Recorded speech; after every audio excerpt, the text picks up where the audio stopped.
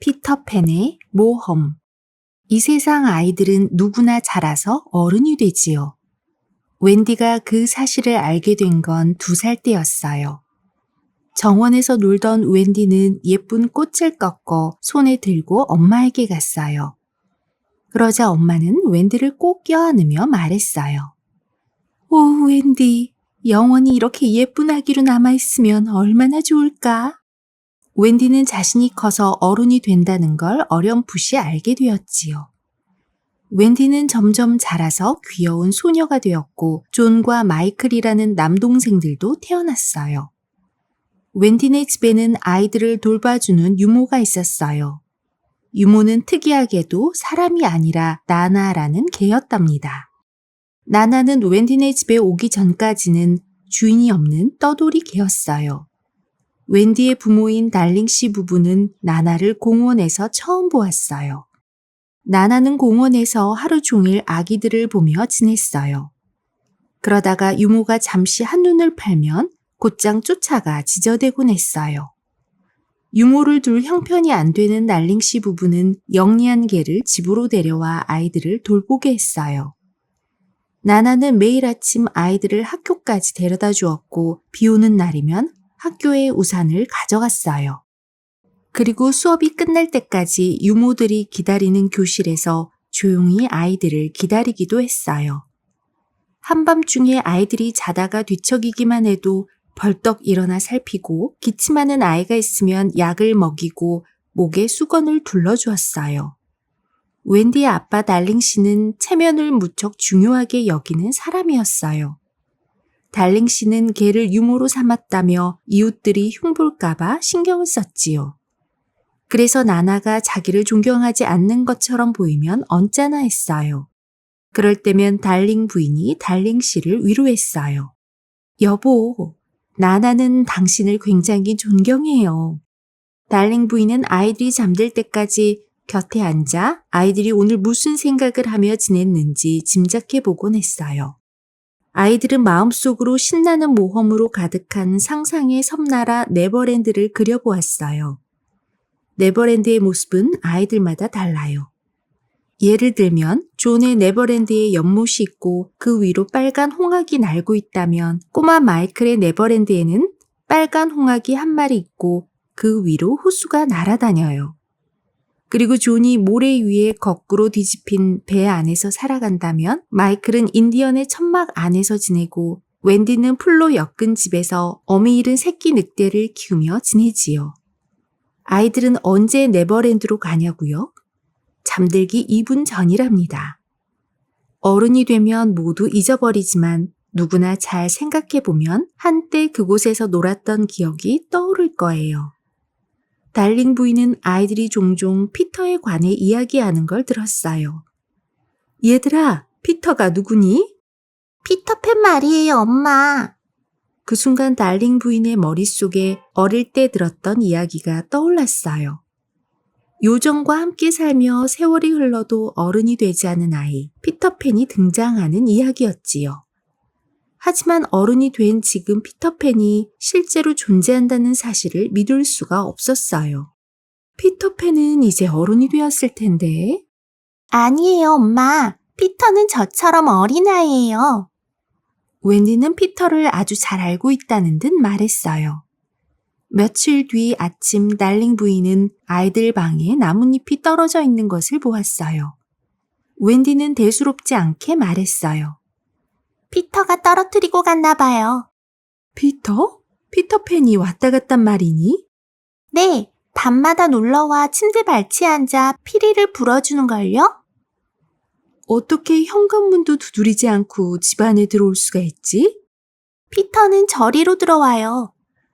웬디는 창문을 가리켰어요. 웬디, 너희들 방은 3층이잖니. 달링 부인은 믿어지지 않아 고개를 갸우뚱거렸어요. 웬디가 꿈을 꾼 게 틀림없어. 달링 부인은 그렇게 생각했지만 나뭇잎이 마음에 걸렸어요. 그래서 방 안을 구석구석 살펴보고 긴 장대로 굴뚝을 쑤셔보고 창문에서 도로까지 높이를 재보기도 했는데 무려 10m나 되었어요. 하지만 웬디는 꿈을 꾼 것이 아니었어요. 다음 날부터 새 아이들은 엄청난 모험을 시작했으니까요. 그날 밤 달링 부인은 아이들에게 자장가를 불러주었어요. 아이들이 잠든 뒤 달링 부인은 바느질감을 들고 난로가에 앉았어요. 어느새 달링 부인은 고개를 꾸벅이며 졸기 시작했어요. 그때 창문이 스르르 열리더니 한 소년이 방 안으로 뛰어내렸어요. 반딧불이 같은 이상한 불빛도 이내 따라 들어와 방 안을 이리저리 날아다녔어요. 졸던 달링 부인은 화들짝 놀라 자리에서 일어났어요. 소녀는 전니가 그대로 남아있었고 무척 사랑스러운 얼굴이었어요. 달링 부인은 그가 피터팬이라는 걸 한눈에 알아보았지만 너무나도 갑작스러운 일이라 그만 비명을 지르고 말았어요. 그 소리를 듣고 나나가 쏜살같이 달려와 피터팬에게 덤벼들었어요. 그러자 피터는 창문 밖으로 재빨리 날아갔어요. 달링 부인은 피터가 창문 아래로 떨어진 줄만 알고 허둥지둥 밖으로 나가보았지만 아무도 보이지 않았어요. 칠흑같이 어두운 밤하늘에 별똥별 하나만이 날아가고 있었지요. 달링 부인이 다시 방으로 들어와 보니 나나가 무엇인가를 입에 물고 있었어요. 가만히 보니 그건 달아난 피터팬의 그림자였어요. 나나가 재빨리 창문을 닫자 그림자가 미처 빠져나가지 못했던 거예요. 자세히 살펴보았지만 보통 그림자와 다르지 않았어요. 달링 부인은 그림자를 조심스럽게 말아 옷장 서랍 속에 넣었어요. 그날 이후 아빠는 나나를 마당에 묶어놓았어요. 며칠 뒤 달링 씨 부부는 저녁 모임에 가려고 집을 나서며 아이들 방에 등불 3개를 켜두었어요. 달링 씨 부부가 집을 나서자 하늘의 별들 사이에서 소곤거리는 소리가 들려왔어요. 피터, 바로 지금이야. 방 안을 밝히던 등불이 갑자기 꺼지더니 어디선가 눈부신 불빛 하나가 나타났어요. 그 불빛은 작은 요정 팅커벨이었어요. 팅커벨은 온 집안을 날아다니며 피터팬의 그림자를 찾았어요. 그때 피터가 창문으로 들어왔어요. 팅커벨, 어디니? 내 그림자 찾았어? 피터, 네 그림자는 이 서랍 속에 있어. 피터는 서랍 속을 뒤져 그림자를 찾아냈어요. 그런데 그림자가 몸에 붙지 않아 피터는 울음을 터뜨렸어요. 왜 우니? 웬디가 잠에서 깨어나 물었어요. 그러자 피터는 무대 위의 배우처럼 멋지게 인사를 했어요. 나는 피터팬이야. 넌 이름이 뭐니? 웬디 무아라 안젤라 달링이야. 넌 어디 사니? 너희 집 앞으로 난 길 2번째 모퉁이에서 오른쪽으로 아침이 올 때까지 계속 가면 나오는 곳에 살아. 참 이상한 주소구나. 편지에도 그렇게 쓰니? 난 편지를 받아본 적이 없는데? 하지만 엄마는 편지를 보내실 건 아냐. 난 엄마가 없어. 불쌍해라. 엄마가 없어서 슬퍼서 울었니? 그런 게 아니야. 내 그림자가 자꾸 도망가려 해서. 내가 그림자를 꿰매줄게. 조금 아플지도 모르지만 참아. 웬디가 꿰매주자 그림자는 피터의 발에 척 달라붙었어요. 피터는 너무 기뻐 그만 웬디에게 고맙다고 인사하는 걸 잊었어요. 뾰루통에 있는 웬디를 보자 피터는 자기 잘못을 곧 깨달았지요. 미안, 네가 도와준 걸 깜빡했어. 그런데 여자들은 못하는 게 없네.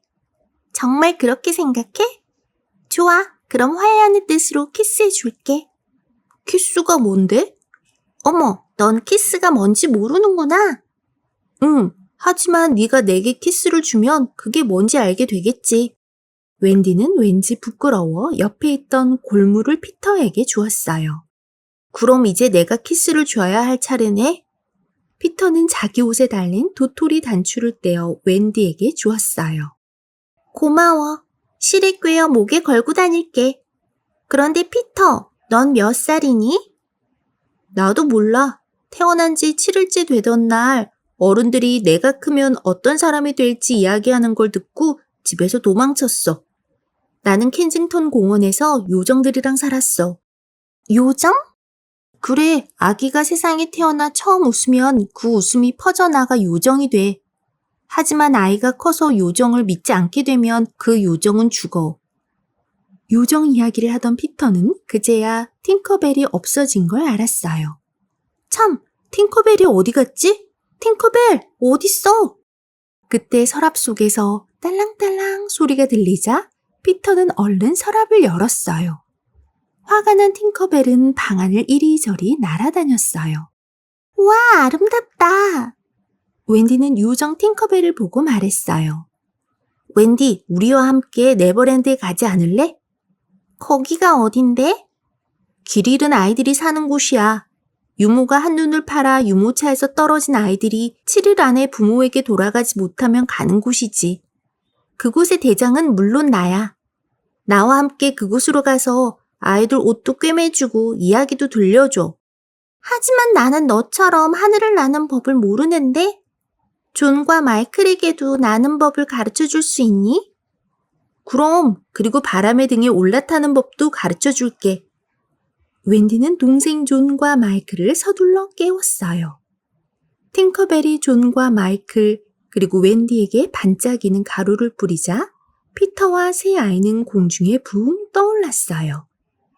존과 마이클은 하늘을 나는 게 신기했어요. 그날 밤 집으로 돌아오던 달링 부부는 잠옷 차림의 아이들이 둥실 떠있는 그림자가 침실 창문에 비친 것을 보고는 서둘러 집 안으로 들어왔지요. 하지만 부모님이 도착했을 때 아이들은 이미 하늘을 날고 있었답니다. 네버랜드로! 두 번째 모퉁이에서 오른쪽으로! 아이들은 신나게 하늘을 날았어요. 하지만 아이들은 점차 지치고 졸리기까지 했지요.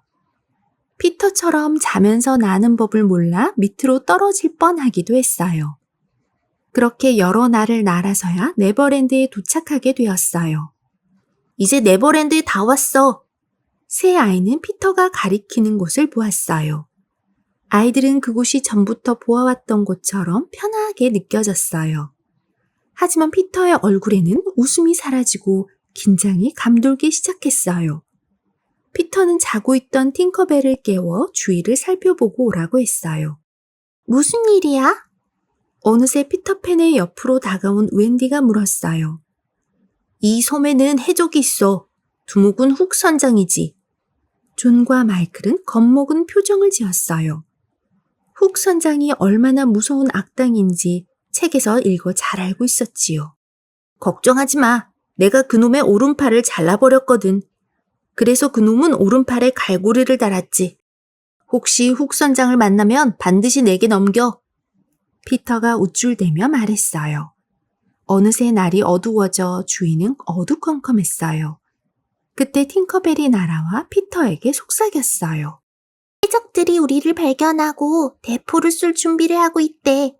내 몸에서 나는 빛을 향해 대포를 쏘겠지. 피터가 웬디와 존, 마이클에게 팅커벨이 한 이야기를 전했어요. 그럼 얼른 팅커벨에게 불을 끄라고 해. 세 아이가 동시에 외쳤어요. 안 돼. 요정은 잠잘 때를 빼놓고는 빛을 끌 수가 없단 말이야. 아, 내게 좋은 생각이 있어. 존은 이렇게 외치며 모자를 벗어 재빨리 팅커벨을 감추었어요. 팅커벨의 환한 불빛은 더 이상 보이지 않았어요. 웬디가 존의 모자를 들고 날아갔어요.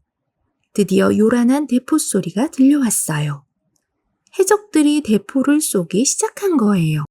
곧 주위가 다시 조용해졌어요. 하지만 웬디가 보이지 않았어요. 웬디는 대포의 포탄이 터질 때 그만 일행과 헤어지고 말았거든요. 웬디와 둘만 남게 되자 팅커벨은 못된 생각이 들었어요. 팅커벨은 웬디에게 따라오라는 듯 앞장서서 날았어요. 웬디는 팅커벨이 자기를 질투하고 미워하는 줄 모르고 팅커벨이 안내하는 대로 날아갔어요. 그런데 네버랜드는 어떤 곳일까요? 네버랜드에는 6명의 아이들이 있어요. 용감한 투틀즈와 명랑한 닙스, 춤꾼 슬라이틀리와 장난꾸러기 컬리, 그리고 똑같이 생긴 쌍둥이 형제들이지요. 아이들은 해적의 공격을 피해 땅속 보금자리에서 살고 있었어요.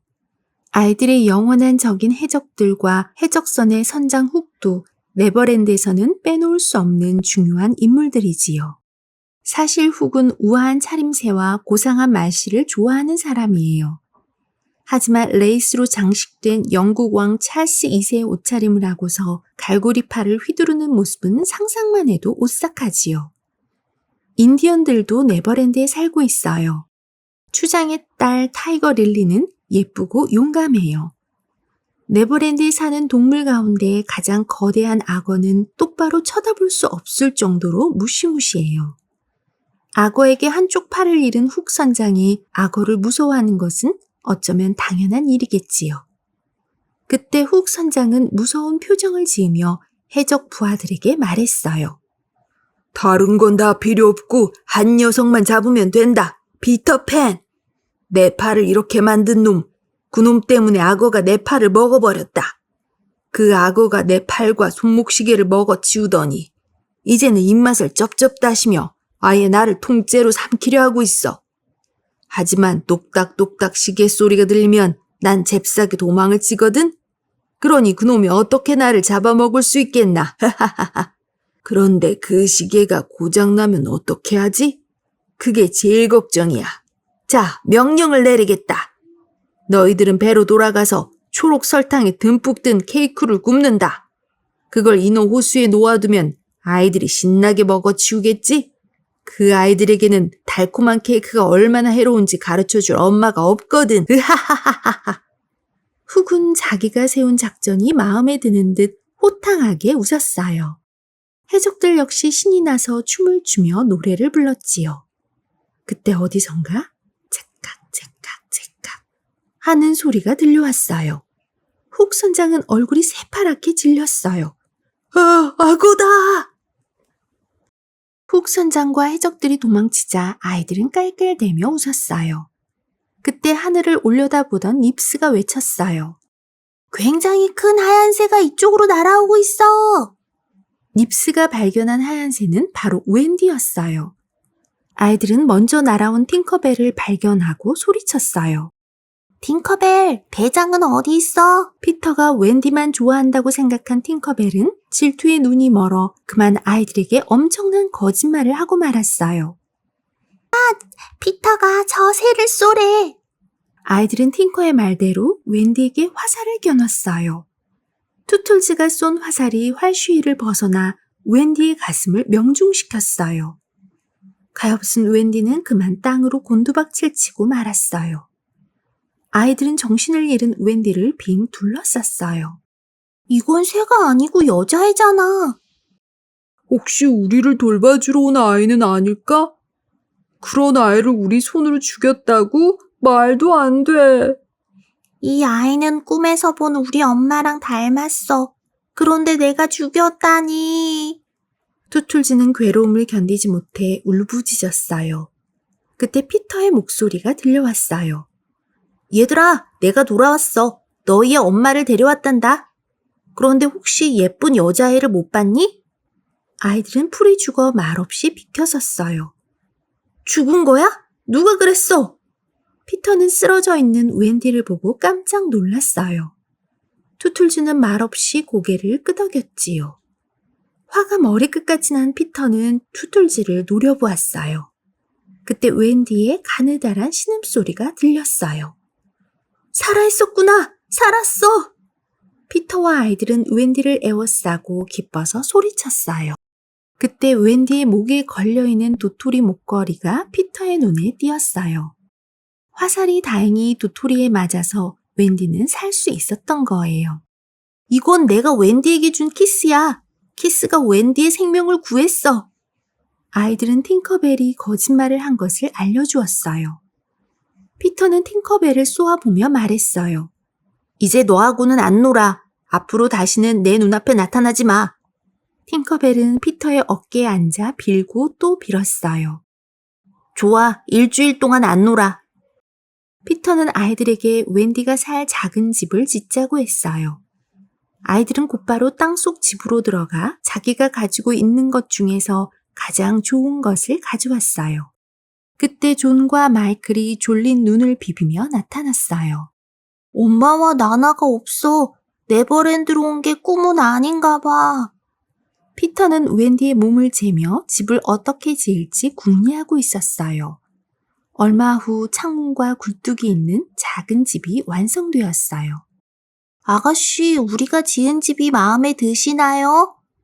제 마음에 쏙 들어요. 사랑스럽고 예쁜 집이에요. 웬디의 말이 끝나자마자 아이들은 합창을 하듯 말했어요. 웬디 아가씨, 부디 우리의 엄마가 되어주세요. 뭐라고? 난 엄마가 되기엔 아직 어려. 진짜 엄마가 아니라도 좋아. 그저 우리를 다정하게 보살펴주면 돼.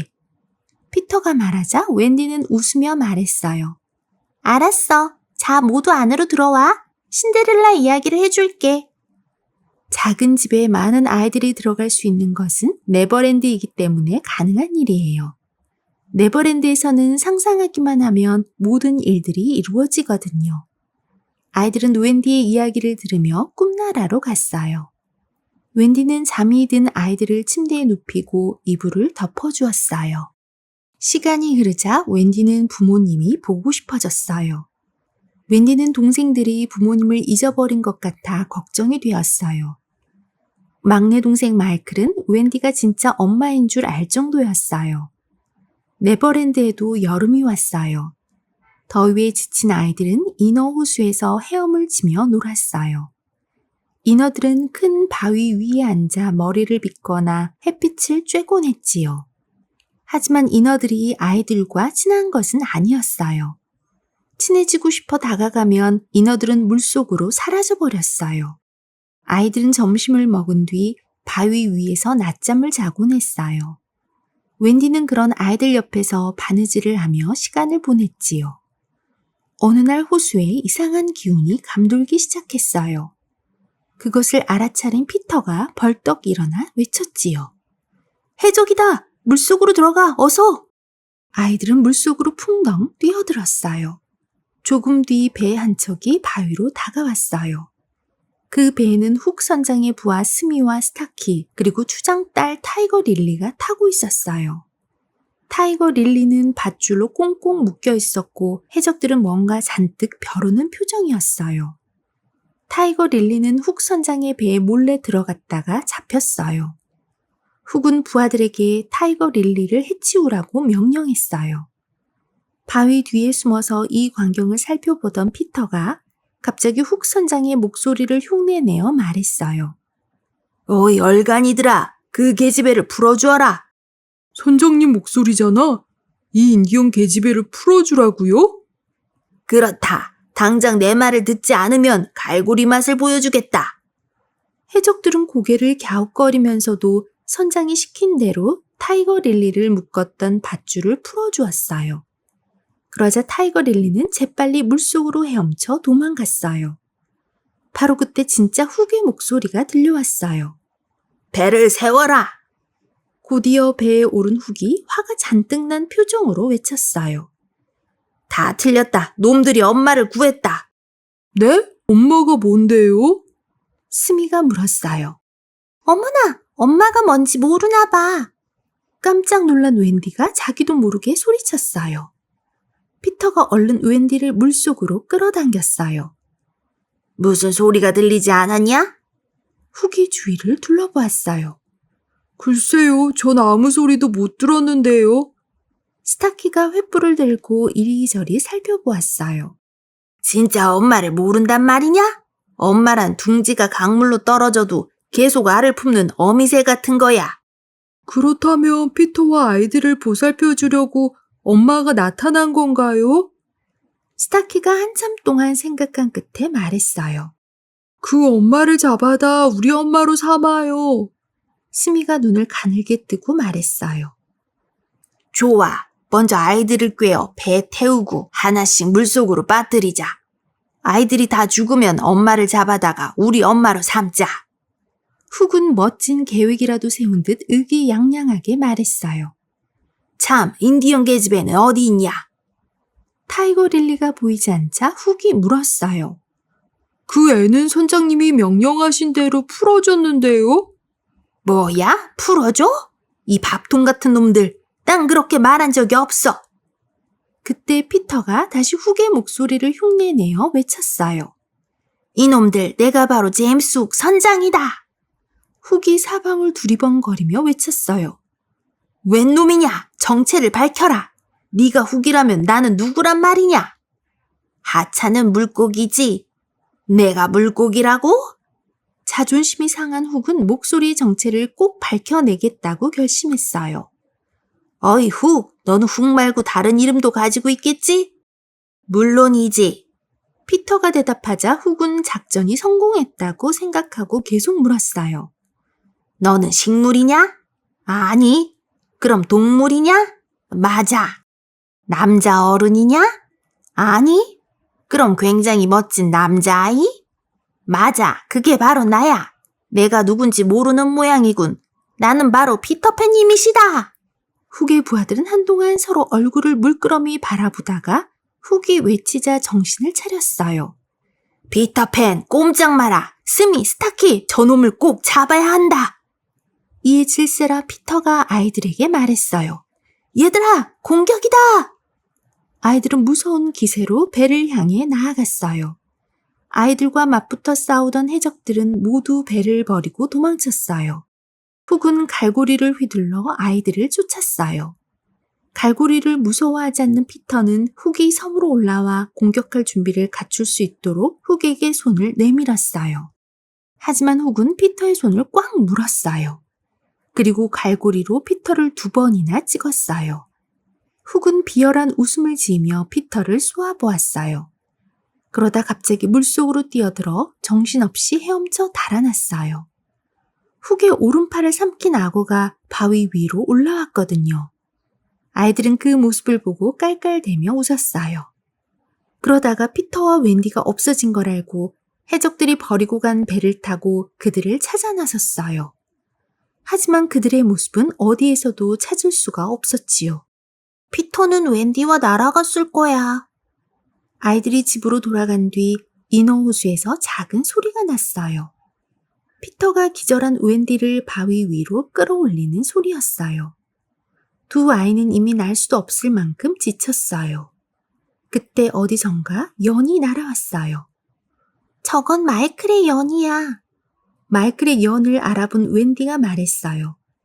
피터는 웬디를 연 꼬리에 잘 묶고 하늘로 날려보냈어요. 잘 가, 웬디. 이제 바위 위에는 피터 혼자 남았어요. 멀리서 인어들의 슬픈 노랫소리가 들려왔어요. 피터는 용감한 아이였지만 한밤중에 홀로 남겨졌다고 생각하니 겁이 났어요. 그때 호수 위에 무언가 떠있는 것이 눈에 띄었어요. 어미새가 타고 있는 새 둥지였어요. 어미새는 예전에 피터의 도움을 받은 적이 있어 이번에는 피터를 구해주려고 온 거였어요. 피터는 새 둥지를 타고 집으로 돌아왔어요. 웬디도 비슷한 시간에 집에 도착했지요. 아이들은 각자 모험담을 이야기하느라 시끄러웠어요. 인어 호수의 전투를 치른 뒤 아이들은 인디언과 친해졌어요. 인디언들은 추장의 딸을 구해준 피터를 왕처럼 떠받들었어요. 인디언들은 아이들이 사는 땅속 집을 지켜주었어요. 다음날 웬디는 아이들이 먹을 저녁 식사를 준비했어요. 저녁은 숲으로 간단히 먹기로 했어요. 아이들은 식탁에 둘러앉아 왁자지껄 떠들며 수프를 맛있게 먹었어요. 얘들아, 좀 조용히 해. 웬디가 진짜 엄마처럼 타일렀어요. 그때 존이 말했어요.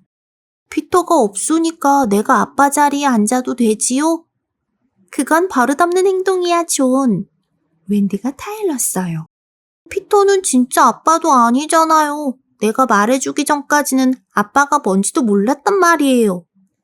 존이 투덜대자 아이들의 불만이 걷잡을 수 없이 쏟아져 나왔어요. 그만 얘들아. 너희 모두가 골칫덩어리야. 아이들은 역시 귀찮은 존재라니까. 웬디는 식탁을 치우고 난 뒤 구멍난 양말과 바지를 꿰맸어요. 아이들은 웬디 옆에서 춤을 추며 놀았어요. 마침 피터가 돌아오자 아이들은 입을 모아 말했어요. 엄마, 아빠 함께 춤춰요. 뼈가 덜그럭거려서 춤을 추겠냐? 피터가 노인처럼 말했어요. 아이들이 이렇게 많은 엄마가 춤은 무슨 춤이니? 웬디도 중년 부인처럼 말했어요. 아이들은 오늘이 토요일이어서 함께 춤을 춰야 한다고 우겼어요. 하지만 그날은 토요일이 아니었어요. 네버랜드에는 요일이 없거든요. 아이들을 지켜보던 피터가 입을 열었어요. 웬디, 내가 진짜 아빠라면 어떨까? 난 아빠 흉내를 내고 있을 뿐이야. 그건 사실이야. 내가 진짜 아빠라면 늙어 보일 거야. 웬디가 피터에게 그동안 궁금했던 것을 물었어요. 피터, 너는 나를 어떻게 생각해? 좋은 엄마로 생각해. 나도 그럴 줄 알았어. 아이들은 잠옷으로 갈아입고 베개 던지기 싸움을 하며 놀았어요. 그리고 침대에 누워 웬디가 들려줄 이야기를 기다리고 있었지요. 웬디가 이야기를 시작했어요. 옛날에 달링 씨라는 신사와 달링 부인이라는 숙녀가 살았어요. 그들은 세 아이와 아이들을 돌보는 나나라는 개와 함께 살았어요. 어느 날 달링 씨 부부가 집을 비운 사이에 아이들은 길 잃은 아이들의 고향인 네버랜드로 날아가게 되었어요. 아이들은 이야기에 빠져들었지만 피터만은 예외였어요. 피터는 이 이야기를 싫어했어요. 아이들이 사라진 뒤 부모님은 매우 슬퍼했어요. 엄마는 언젠가 돌아올 아이들을 위해 늘 창문을 열어놓았어요. 그리고 긴 시간이 흐른 뒤 우아하고 아름다운 숙녀가 런던역에 나타났어요. 그녀는 누굴까요? 누구예요? 아이들이 침을 꼴깍 삼키며 물었어요. 바로 웬디였답니다. 웬디는 함께 온 존과 마이클에게 말했어요. 아직 창문이 열려 있어. 우리가 엄마의 사랑을 믿었듯이 엄마도 우리가 돌아올 것을 믿은 거야. 그들은 창문으로 날아들어가 그리운 부모님을 만났답니다. 아이들은 행복한 표정을 지었지만 피터는 한숨만 내쉬었어요. 나도 우리 엄마가 언제까지나 창문을 열어놓고 기다릴 줄 알았어. 하지만 돌아가 보니 창문에 쇠창살이 쳐져 있고 방 안에는 모르는 아기가 있었어. 엄마는 나를 잊은 거야. 아이들은 놀라는 눈치였어요. 그럼 그렇지. 하는 소리도 들렸어요. 이제 그만 집에 가자, 누나. 존과 마이클은 그제야 정신이 든 것처럼 말했어요. 그래, 가자. 웬디의 대답에 아이들은 울상이 되었지요. 가지마, 웬디. 설마 지금 가는 건 아니지? 아니, 지금 가야 해, 피터. 돌아갈 준비를 해야 하는데 도와주겠니? 그래. 피터는 일부러 아무렇지도 않은 듯 태연하게 대답했어요. 하지만 피터의 서운한 마음을 모르는 아이는 없었지요. 아이들은 웬디가 떠나지 못하게 할 방법을 연구하기 시작했어요. 피터는 그런 아이들의 마음은 상관없다는 듯 쌀쌀맞게 말했어요. 인디언들이 숲으로 가는 지름길을 안내해 줄 거야. 그리고 바다 위를 날아갈 때는 팅커벨이 함께 갈 거야. 아이들은 웬디와 이별하는 게 슬펐지만 한편으로 부럽기도 했어요. 같이 갈래? 우리 부모님께 같이 살게 해달라고 부탁할게. 웬디는 피터에게 말했지만 신이 난 것은 아이들이었어요. 부모님이 우릴 좋아하실까? 피터, 우리 가도 돼? 그럼. 피터의 대답이 떨어지자 아이들은 서둘러 짐을 쌌어요. 웬디는 시무룩한 표정으로 서 있는 피터에게 말했어요. 피터, 너도 준비해. 난 안 가. 난 엄마가 보고 싶지 않아. 엄마도 마찬가지일 거야. 난 여기서 계속 아이인 채로 살겠어. 얘들아, 그리고 웬디, 잘 가. 피터가 손을 내밀었어요. 웬디는 피터와 함께 가기를 바랬지만 어쩔 수 없었어요. 팅커벨이 투덜거리며 앞장서려는 순간 인디언들의 비명소리가 들려왔어요. 해적이다! 해적이 규칙을 어기고 우리 마을을 습격했다! 아이들은 보따리를 내던진 채 그 자리에 얼어붙은 듯 멈춰서서 피터만 바라보았어요. 피터는 아이들과 웬디를 번갈아 쳐다보고는 칼을 빼들었어요. 네버랜드에서는 인디언이 먼저 공격한다는 규칙이 있었어요. 그런데 훅이 이 규칙을 어기고 새벽에 인디언을 공격한 거예요. 해적들이 휘두르는 칼에 인디언들은 비명을 내지르며 쓰러졌어요. 승리가 눈앞에 다가온 순간 훅은 무서운 음모를 꾸미고 있었어요. 그 밤의 전쟁은 아직 끝난 것이 아니었어요. 그가 진정으로 원한 것은 바로 피터팬과 아이들이었지요. 왜 커다란 어른인 훅이 아이인 피터팬을 그토록 미워할까요? 피터가 용맹한 아이여서일까요? 아니면 피터가 잘생긴 아이여서? 아니요. 그건 피터의 건방진 태도 때문이었어요. 피터의 행동이나 말투를 듣는 순간 훅은 갈고리를 부들부들 떨며 신경이 날카로워지기 일쑤였어요. 인디언 부족을 습격해서 승리한 훅은 세상에서 가장 얄미운 피터를 잡아 없앨 기회가 눈앞에 닥쳤다는 사실에 흥분했어요. 훅은 눈알을 굴리며 부하들을 쳐다보았어요. 날씬한 놈 하나를 골라보내자! 는 생각이었지요. 부하들은 훅의 시선을 피하며 슬금슬금 뒤로 물러섰어요. 그 시간 땅속 집에 있던 아이들은 시끄럽게 떠들고 있었어요. 해적과 인디언 둘 중 누가 이겼을까?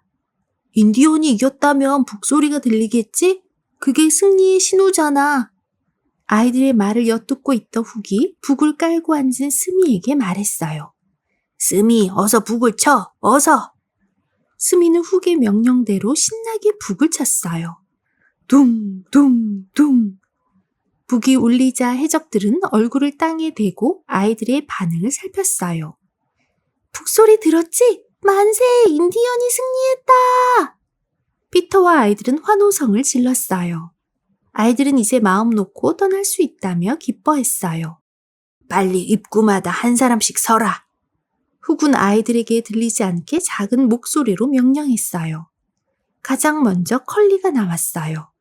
그러자 기다리고 있던 해적 체코가 컬리를 잡아 다른 해적에게 던졌어요. 다른 아이들도 차례차례 해적에게 잡혀 짐짝처럼 던져졌어요.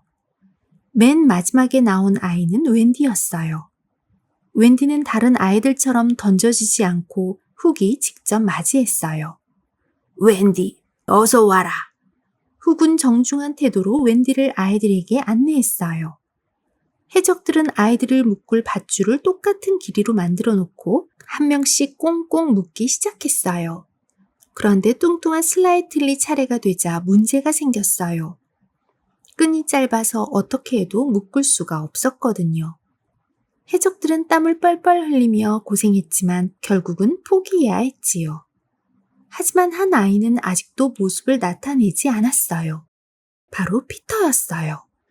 훅은 서둘 필요는 없다고 생각했어요. 아무리 날쌘 피터팬이지만 빠져나갈 구멍이 없다고 믿었기 때문이지요. 훅은 포로가 된 아이들을 배로 옮기라고 명령했어요. 그러고는 생각에 잠겼어요. 피터는 자고 있을까? 아니면 칼을 쥐고 나를 기다리고 있을까? 훅은 직접 확인하기 위해 망토를 벗고 땅속 집으로 들어갔어요. 훅은 주위를 둘러보다가 침대에 누워 자는 피터를 발견했어요. 땅 위에서 벌어진 끔찍한 사건을 까맣게 모른 채 깊은 잠에 빠진 피터는 즐거운 꿈이라도 꾸는지 살짝 미소까지 머금고 있었어요. 훅도 천진한 모습으로 자는 피터를 보자 마음이 흔들렸어요. 마음을 단단히 먹어야 해. 훅은 자신이 끔찍이도 싫어하는 피터의 건방진 태도를 떠올리며 마음을 다잡았어요. 그러고는 세상에서 가장 강력한 독약 5방울을 피터의 감기약이 든 약병에 따랐어요. 약병 뚜껑을 닫으며 훅은 싸늘한 눈초리로 피터를 바라보았어요.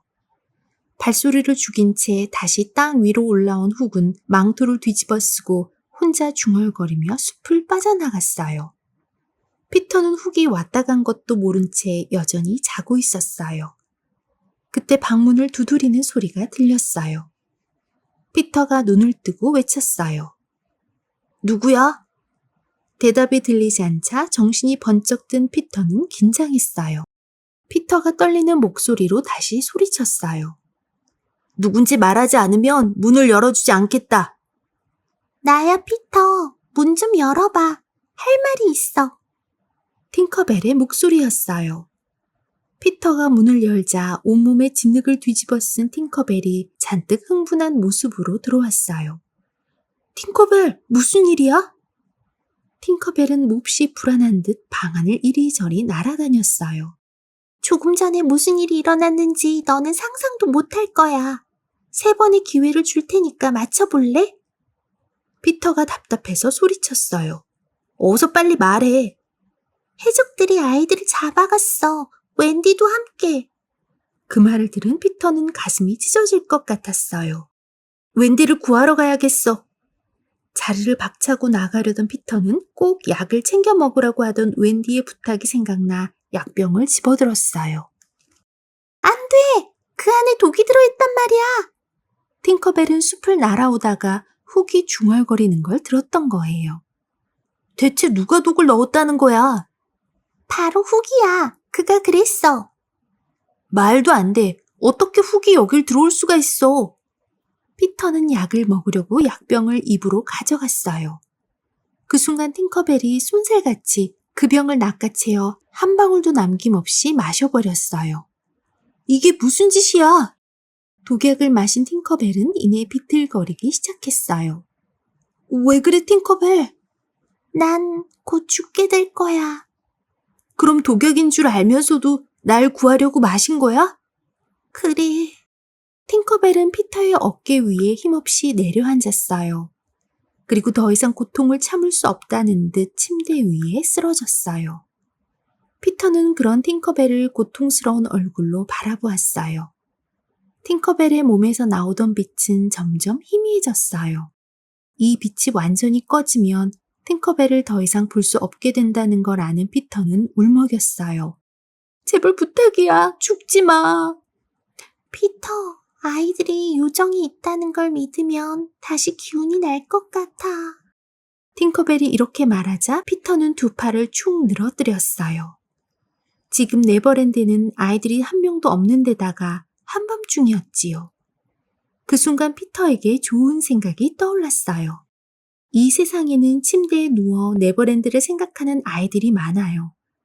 피터는 그 아이들에게 물었어요. 여러분은 요정이 있다는 것을 믿나요? 믿는다면 팅커벨이 살아날 수 있도록 박수를 쳐주세요. 곧바로 어디선가 수많은 아이들의 박수 소리가 들려왔어요. 팅커벨은 힘이 솟는 것을 느끼며 침대에서 벌떡 일어나 활기차게 방 안을 날아다녔어요. 이제 웬디를 구하러 가자. 피터가 밖으로 나오자 구름에 가렸던 달이 얼굴을 내밀었어요. 달빛이 너무 밝아 해적들에게 들킬 염려가 있었으므로 피터는 인디언처럼 땅에 바짝 붙어서 기어가야 했어요. 웬디와 아이들은 흔적도 없이 사라져 찾을 수가 없었어요. 아침이 되기만을 기다릴 수밖에 없었지요. 째깍 째깍 째깍. 그때 훅의 팔을 먹어치운 악어가 피터의 옆으로 지나갔어요. 피터는 죽음의 그림자를 본 것 같아 온몸에 소름이 돋았지요. 훅이 죽든 내가 죽든 결판을 내야 해. 그 무렵 해적선 졸리 로저 호는 강가에 서 있었어요. 더럽고 기분 나쁜 느낌을 주는 졸리 로저 호는 바다의 무법자였어요. 그 이름만으로도 누구나 무서워서 벌벌 떨었어요. 조용한 밤에 스미의 재봉틀 소리만 경쾌하게 들려올 뿐이었지요. 착한 스미는 늘 부지런하고 믿음직했어요. 어떤 때는 가여워 보이기까지 했어요. 훅의 눈물샘을 건드려서 그를 울게 한 적도 몇 번이나 있었지요. 해적들은 난간에 기대어 술을 마시거나 카드놀이를 하고 있었어요. 웬디와 아이들을 잡아온 해적들은 갑판에 누워 코를 골고 있었지요. 그들은 자는 동안에도 훅의 갈고리를 피하느라 이리저리 몸을 뒤척여야 했어요. 훅은 깊은 생각에 잠긴 채 갑판 위를 어슬렁거렸어요. 승리의 기쁨으로 한껏 들떠있을 그의 발걸음은 무겁기만 했어요. 그런 훅의 모습은 외로워 보였지요. 그는 자기 마음을 괴롭히는 것이 무언지 알 수 없어 불안했어요. 내가 욕심을 덜 부렸다면 훌륭한 사람이 되지 않았을까? 더구나 이 세상에 날 좋아하는 아이는 하나도 없어. 훅은 처음으로 자신의 삶을 반성하며 중얼거렸어요. 그리고 재봉틀을 돌리는 스미를 바라보며 생각했어요. 아이들은 왜 스미를 따르는 걸까? 해적선에 끌려온 아이들은 모두 스미를 좋아했어요. 훅은 궁금하기 짝이 없었어요. 부하들은 훅이 혼자만의 생각에 빠진 것을 보고 마음 놓고 술판을 벌였지요. 훅은 시끄러운 소리에 정신이 번쩍 들었어요. 이놈들 조용히 해라. 아이들이 도망치지 못하게 단단히 묶어두었지? 그럼요, 선장님. 가서 놈들을 끌고 와라. 훅은 큰 소리로 명령을 내렸어요. 배 밑에 갇혔던 아이들이 끌려 나와 갑판 위에 한 줄로 섰어요. 못된 놈들, 너희는 오늘 밤 널빤지 위에서 뛰어내릴 거다. 아, 2명은 심부름할 아이로 남겨둘 생각이다. 훅이 무시무시한 목소리로 말하자 투툴즈가 나섰어요. 선장님, 우리 엄마는 내가 해적이 되는 것을 싫어하실 것 같아요. 스라이틀리, 너의 엄마는 좋아하실 것 같니? 그럴 리가 없어. 너희 엄마는 좋아하실까, 쌍둥이들아? 슬라이틀리가 쌍둥이들에게 물었어요. 무슨 소리? 너희 엄마는 어떠실까, 닙스? 닙스가 입을 열려는 순간 훅이 천둥처럼 고함을 질렀어요. 이놈들, 이게 무슨 짓이냐? 그만두지 못해? 훅이 존을 가리키며 말을 이었어요. 넌 좀 배짱 있을 것 같구나. 넌 해적이 되고 싶지 않니? 훅의 느닷없는 말에 존은 우물쭈물하며 대답했어요. 나는 해적이 되면 검은 수염 조라는 이름을 쓰겠다고 생각했어요. 좋은 이름이구나. 그렇게 불러주마. 내가 해적이 된다면 뭐라고 불러줄 건데요? 마이클이 훅에게 물었어요. 어디 보자. 빨간 손 마크라고 불러주지. 마이클은 그 이름이 마음에 들었어요. 그때 존이 다시 훅에게 물었어요. 해적이 돼도 우리는 국왕에 충성스러운 백성인가요? 너희들은 국왕이 아니라 나에게 충성을 바쳐야 해. 그러자 존이 눈을 반짝이며 말했어요. 그렇다면 난 해적이 되지 않을래요. 영국왕 만세! 아이들이 만세를 부르자 해적들은 아이들의 입을 틀어막았어요. 할 수 없군. 아이들의 엄마를 데려오고 널빤지를 준비해라. 해적들은 배 난간에 널빤지를 걸쳐놓고 웬디를 끌고 나왔어요. 여왕님, 당신의 아이들이 널빤지 위를 걷는 모습을 보시겠군요. 훅이 징그러운 목소리로 속삭였어요. 아이들은 어떻게 되나요? 웬디가 차분하게 물었어요. 죽는 거지. 자, 너희 엄마께서 마지막으로 하실 말씀이 있단다. 웬디는 냉정함을 잃지 않고 또박또박 말했어요. 사랑하는 아이들아, 너희의 진짜 엄마를 대신하여 말한다. 부디 신사답게 씩씩하게 죽음을 맞이하길 바란다. 웬디의 말이 끝나자마자 투툴즈가 외쳤어요. 나는 우리 엄마가 바라는 대로 할 거야. 닙스, 넌? 나도 우리 엄마가 바라는 대로 하겠어. 쌍둥이들아, 너희는? 우리도 엄마가 원하는 대로 하겠어. 존, 너는? 그러자 훅이 끼어들었어요. 이놈들 그만해라. 그리고 저 꼬마 엄마를 어서 돛대에 묶어라. 스미는 웬디를 돛대로 끌고 가며 속삭였어요. 네가 우리 엄마가 되어준다면 내가 구해줄게. 당신 같은 아이는 없는 게 낫겠어요. 냉정한 목소리로 웬디가 말했어요. 스미가 웬디를 묶는 동안 아이들은 겁에 질린 눈빛으로 널빤지를 바라보았어요. 훅은 아이들을 보고 잔인한 미소를 지었어요. 그때 어디선가 째깍 째깍 째깍 소리가 들려왔어요. 훅의 팔을 먹어치운 악어가 다가온 거예요. 저 악어를 물리쳐줘. 더 이상 달아날 곳이 없는 훅은 부하들에게 사정했어요. 하지만 부하들은 악어와 싸울 생각이 전혀 없었어요. 악어는 자신들과는 아무 상관이 없었으니까요. 악어 덕분에 목숨을 구한 아이들은 밧줄을 풀고 악어를 보려고 갑판으로 달려갔어요. 그런데 놀라운 일이 벌어졌어요.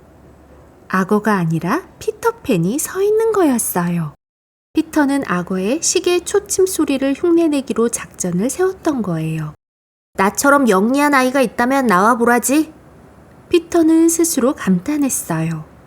피터는 아이들에게 박수치지 말라는 신호를 보내고 선실로 들어가 숨었어요. 선장님, 악어 소리가 이제 안 들리는데요. 스미의 말을 듣고 훅은 명령을 내렸어요. 선실에 있는 채찍을 가져와라, 주크스. 아이들은 선실에 있는 피터가 들킬까봐 조마조마했어요. 조금 뒤 선실에서 비명소리가 들려왔어요. 무슨 소리냐? 훅이 소리쳤어요. 또 한 명의 해적이 선실에 떼밀려 들어갔다가 비틀거리며 나왔어요. 대체 무슨 일이냐고? 죽었어요. 선실 안에 괴물이 있나 봐요. 꽃기호 소리가 들렸어요. 해적이 덜덜 떨며 말했어요. 훅은 아이들의 표정을 훑어보며 말했어요. 제코, 너 당장 선실로 가서 그 꽃기호 놈을 잡아와라. 조금 뒤 비명소리와 함께 다시 꽃기호 소리가 들려왔어요. 너희 중에 저놈의 꽃기호를 잡아올 사람이 한 놈도 없느냐? 노발대발한 훅이 고함을 질렀어요. 선장님, 먼저 들어간 체코가 나올 때까지 기다려보죠. 모두 그 말에 찬성하는 눈치였어요. 하지만 훅은 갈고리를 휘두르며 그 말을 한 부하를 노려보았어요. 그는 질에 겁을 먹고 대포 위로 올라가더니 바다에 몸을 던졌어요.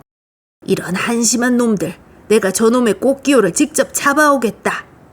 훅이 등불을 낚아채더니 선실로 뛰어갔어요. 조금 뒤 훅은 비틀거리며 선실에서 나왔어요. 어떤 놈이 내 등불을 꺼버렸어. 그리고 체코도 죽었어. 혹시 배에 태워서는 안 될 사람을 태워서 그런 거 아닐까요? 무슨 소리? 내게 다 생각이 있다. 아이들을 선실로 들여보내 꽃기호와 싸우게 하는 거다. 어때?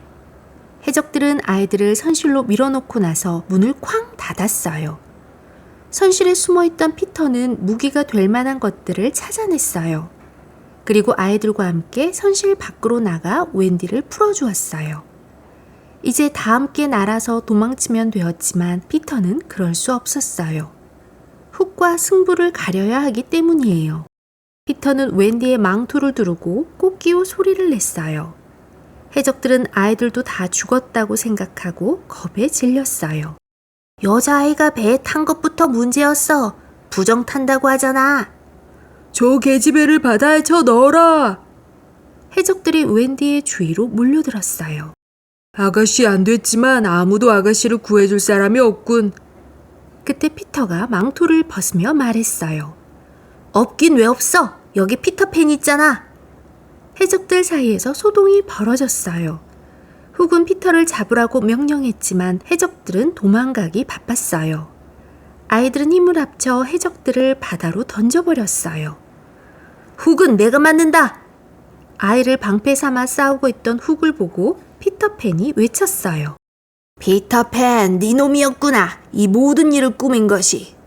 그렇다 제임스 훅, 이제 알았냐? 피터의 칼과 훅의 칼이 허공에서 몇 차례 부딪혔어요. 칼솜씨가 뛰어난 피터는 빠른 동작으로 훅의 공격을 받아쳤어요. 훅은 갈고리를 휘두르며 공격해 왔어요.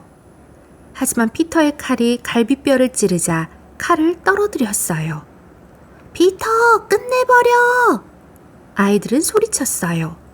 하지만 피터는 훅이 다시 칼을 잡을 때까지 기다려 주었어요. 훅은 피터의 신사다운 태도에 비참한 기분이 들었어요. 피터, 넌 대체 어떤 놈이냐? 나는 젊음이며 즐거움이지. 나는 이제 막 알을 깨고 나온 한 마리 새다. 훅은 피터를 피해 바다에 몸을 던지려 배전에 올랐어요. 피터는 훅을 발로 차버렸어요. 나쁜 녀석! 훅은 마지막으로 피터를 비웃으며 자기를 먹으려고 기다리던 악어 입속으로 곧장 떨어졌어요. 그날 밤 살아남은 해적은 둘뿐이었어요. 간신히 헤엄쳐 도망친 스미는 그 뒤 세계를 돌아다니며 자신이 훅을 두려움에 떨게 한 유일한 해적이었노라고 허풍을 떨었어요. 그리고 스타키는 인디언의 아기를 돌보는 신세가 되었지요. 피터와 아이들이 탄 배는 웬디의 집이 있는 영국으로 향했어요. 웬디와 동생들이 떠난 뒤 집에서는 무슨 일이 있었을까요? 아이들이 사라져버리자 아빠 달링 씨는 심한 죄책감에 빠져 나나의 집에 들어가 살았어요. 달링 부인이 몇 번이나 밖으로 나오라고 했지만 소용없었어요. 여보, 이곳이 못난 내가 지낼 곳이요. 아이들을 지키지 못한 아버지가 어떻게 포근한 침대에서 잘 수 있겠소. 달링 씨는 아이들이 돌아올 때까지 계집에서 지내겠다고 했어요. 그리고 나나가 훌륭한 유머였다는 것도 인정하게 되었지요. 달링 씨는 아침마다 계집에 들어앉은 채 출근했다가 퇴근했어요. 달링 씨의 사연이 알려지면서 사람들은 크게 감동했어요. 한편 달링 부인은 아이들이 네버랜드로 날아간 뒤 예전의 밝은 모습을 잃었어요. 그날 밤 아이들 방에서 아이들을 기다리다 잠든 달링 부인이 깜짝 놀라 잠에서 깼어요. 방에는 나나밖에 없었어요. 오, 나나! 방금 아이들이 돌아오는 꿈을 꾸었단다. 나나의 눈에 눈물이 핑 돌았어요. 밤이 되자 달링 씨가 계집에 누운 채 집으로 돌아왔어요. 여보, 내가 잠들 때까지 피아노를 쳐줄 수 있겠소? 창문도 좀 닫고 말이오. 제발 창문을 닫으라는 말은 하지 마세요. 언제 돌아올지 모를 아이들을 위해 항상 열어두어야 해요. 달링 부인이 슬프게 말했어요. 달링 씨는 피아노 소리를 들으며 잠이 들었어요. 그때 피터팬과 팅커벨이 열린 창문을 통해 안으로 들어왔어요. 그들은 아이들보다 먼저 웬디의 집에 도착했어요. 아이들 몰래 할 일이 있었거든요. 팅커벨, 빨리 창문을 닫아. 우리는 현관문으로 나가면 돼. 웬디는 닫힌 창문을 보면 엄마가 그랬다고 오해할 텐데. 그래야 네버랜드로 돌아가지. 피아노 소리가 들리자 피터는 방 안을 들여다보았어요. 달링 부인은 즐거운 나의 집을 연주하고 있었어요. 피터에게 그 소리는 웬디 돌아와 라는 소리로 들렸어요. 피터가 고개를 돌리며 중얼거렸어요. 다시는 웬디랑 아이들을 못 볼 거예요. 창문을 닫아 놓았거든요. 달링 부인은 피아노를 치다 말고 눈물을 흘리기 시작했어요. 나는 다시 창문을 열어놓지 않을 거야. 피터는 당황스러웠지만 마음을 굳게 먹었어요. 달링 부인의 눈에 눈물이 가득 고였어요. 부인은 웬디를 무척 사랑하시네. 하지만 나도 그래. 웬디를 나눠 가질 수는 없잖아. 달링 부인의 슬픔에 겨운 얼굴을 보자 피터는 마음이 약해졌어요. 웬디를 엄마에게 돌려보내야 한다는 걸 깨달았지요. 피터는 아이들 방 창문을 다시 활짝 열었어요. 가자. 우리에게 엄마 따위는 필요 없어. 피터는 팅커벨에게 이렇게 말하고 하늘 멀리 날아갔어요. 드디어 웬디와 존, 마이클이 집에 도착했어요. 그들은 활짝 열린 창문을 통해 방 안으로 들어올 수 있었어요. 형, 나 여기에 와본 적이 있는 것 같아. 바보야, 이 침대가 네 침대잖아. 맞아, 내가 그동안 집을 잊었나 봐. 오, 저건 나나의 계집이다. 존이 계집을 들여다보니 나나는 보이지 않고 아빠가 계셨어요. 아빠. 그런데 아빠가 왜 계집에서 주무실까? 그때 달링 부인이 다시 피아노를 치기 시작했어요. 아이들은 피아노 소리가 들리는 방으로 가 엄마를 보았어요. 웬디가 동생들에게 말했어요. 어서 침대로 가자. 마치 집을 떠난 적이 없었던 것처럼 말이야. 달링 부인은 남편이 잠들었는지 보기 위해 아이들 방으로 왔어요. 그런데 방에서 아이들이 자고 있는 거예요. 달링 부인은 너무 놀라서 멍하니 아이들을 보았어요. 엄마! 아이들이 엄마 품으로 뛰어들었어요. 얘들아, 여보, 아이들이 돌아왔어요. 달링 씨도 깜짝 놀라 일어났어요. 나나도 달려왔지요. 네버랜드에서 온 다른 아이들은 웬디가 부모님께 설명하는 동안 밖에서 기다렸어요. 조금 뒤 아이들은 집 안으로 들어갔어요. 달링 씨 부부는 아이들을 받아들이기로 했지요. 피터는 네버랜드로 떠나기 전에 웬디와 작별 인사를 하려고 창밖에서 기웃거렸어요. 웬디가 일어나 창문을 열었어요. 피터, 너도 우리 부모님께 부탁해보지 않겠니? 아니, 난 떠날 거야. 그때 달링 부인이 창가로 왔어요. 피터, 다른 아이들처럼 너도 우리와 함께 살자. 그럼 저도 학교에 가야겠죠? 물론이지. 그리고 곧 어른이 되겠죠? 어른이 되면 직장에도 가야 하고요. 코수염이 나 있는 피터팬을 상상할 수 있어요? 저는 절대 어른이 되지 않을 거예요. 그럼 어떻게 살아갈 거니? 요정들이 작은 집을 나무 위로 옮겨준대요. 거기서 팅커벨과 함께 살 거예요. 멋지겠다. 웬디가 자기도 모르게 외쳤어요. 웬디, 나랑 네버랜드로 돌아갈래? 가도 돼요, 엄마? 웬디가 묻자 달링 부인은 펄쩍 뛰며 말렸어요. 피터가 실망한 표정을 짓자 달링 부인이 말했어요. 피터, 해마다 봄이면 웬디가 대청소를 해주러 일주일 동안 네버랜드를 방문하면 어떨까? 달링 부인의 제안에 피터는 기분이 좋아졌어요. 피터는 웬디를 데리러 오겠다고 약속한 뒤 팅커벨과 날아갔어요. 그 뒤 아이들은 나는 법을 잊고 점점 어른이 되어 갔어요. 어른이 된 닙스와 컬리, 그리고 쌍둥이는 회사에 다니게 되었어요. 슬라이틀리는 좋은 아가씨와 결혼했고 투툴즈는 판사가 되었지요. 웬디는 결혼을 해서 제인이라는 딸을 낳았어요. 웬디는 제인에게 피터와 네버랜드에 대해 모두 들려주었어요.